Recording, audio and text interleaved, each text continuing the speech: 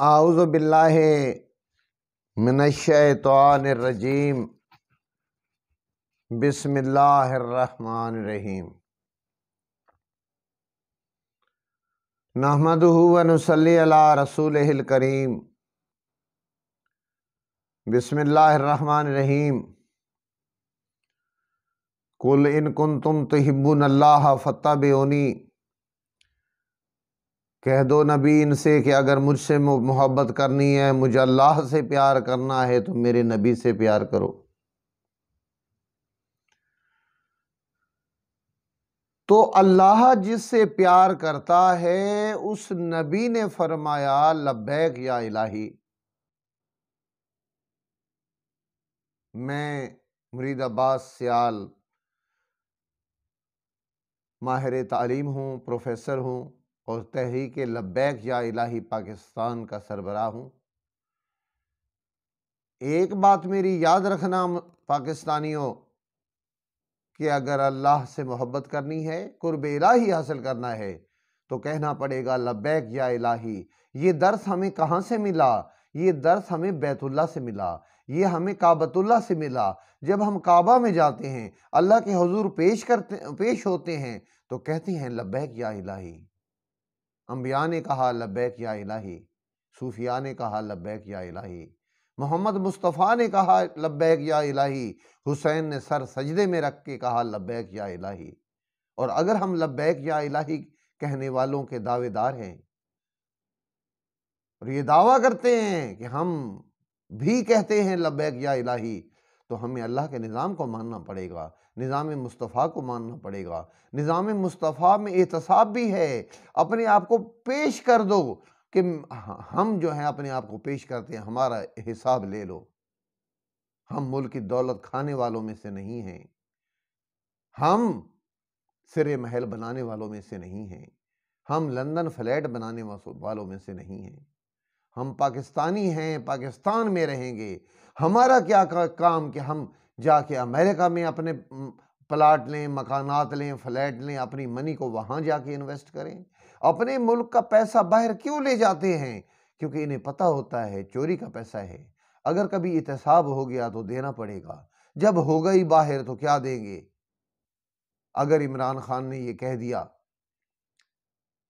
چاہے وہ مولانا ہو، چاہے وہ کوئی ہو، چاہے نواز شریف ہو، چاہے آصف زرداری ہو، چاہے حکومت کا بندہ ہو، کیا اس کو احتساب کا کہا جائے کہ تیرا احتساب ہوگا تو تو جواب دے دے کہ یہ دولت تو نے کہاں سے لی ہے، تو کہہ دے کہ میں نے جائز طریقے سے لے لی ہے۔ اب صرف سوال کرنے پہ مخالفت کر دی جائے، دھرنے اور جلوس نکال دیے جائیں، کیا یہ جائز ہے؟ کہ وہ لوگ جو اپنے آپ کو دینی علماء کہتے ہیں کہ ہماری ایک دینی جماعت ہے، اور وہ احتساب کے نام سے چڑ جائیں اور حساب دینے کا جب کوئی کہے نائب عدالتیں تو وہ کہیں کہ ہم حساب دینے کو ہی تیار نہیں ہیں۔ تو آپ خود فیصلہ کریں، کیا وہ اسلام کا جو نظام ہے، نظام احتساب، اس پہ کام کر رہے ہیں؟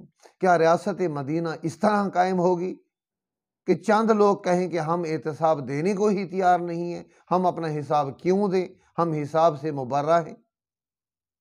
تو ٹھیک ہے، آپ یہاں حساب نہ دو، لیکن مرنے کے بعد تو حساب دو گے، قبر میں تو حساب ہوگا۔ تو لہٰذا اگر آپ نے یقین ہے کہ قبر میں حساب ہوگا تو اس زندگی میں ہی حساب دے دو۔ یہ مشن ہے تحریک لبیک یا الہی کا۔